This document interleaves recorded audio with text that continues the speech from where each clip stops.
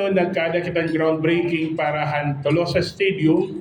It will be a 25,000 capacity state-of-the-art sports complex that would be the biggest in the Visayas. Ngay bubutang din hiaton, part din hiya, hiton aton aggressive moves to make it Bugos na first district a MICE destination. If you can see, we have many programs, big ticket programs all along that attracting, providing venues.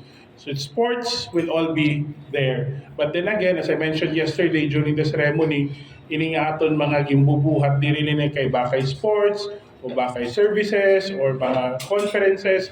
But it is hatinuod lang with one simple goal, putting Tacloban, putting Leyte on the map. And we know that by doing that, we will bring in more investments, more job, and a better life for our region. Okay, mag-implement ng project, sir. DPWH. So, ang budget, sir? How much? Initially, may dahi over $1 billion ginfo forecast niya budget. Di nila ako yan na-updated if how much naging na-budgeted for this particular year. But the rest assured nga an aton completion hini is targeted to be completed within 3 to 4 years. Kaya Tolosa, sir. 24 years? 3 to 4 years, sorry.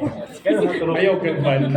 Kaya Tolosa, sir. Tolosa first because problema nato ng tuna din sa Tacloban. Second because we wanted it to be more equitable. Sports complex na buwan. So may nakita ng stadium, may nagihapon kita sa inyo ng mga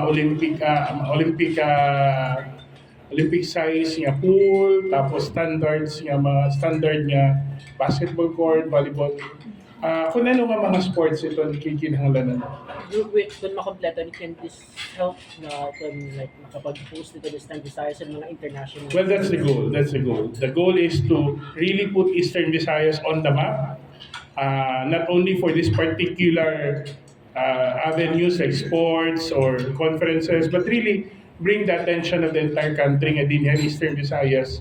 We're all ready and we're trying to make ourselves ready to host these events.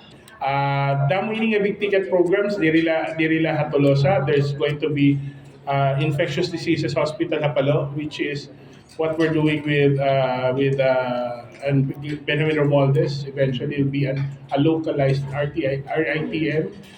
May nakita ang bagong Pilipinas Servisyo Center alang-alang. May pa iba nga mga test the schools, mga dagko nga facilities sa bubuhaton spread all over the first district of Leyte. Kay aton goal is to bring development, not just concentrated at Tacloban, but really creating more opportunities even within the metropolitan areas, so to speak, and mga higaran niya mga bumto. And after that, hopefully, the entire region.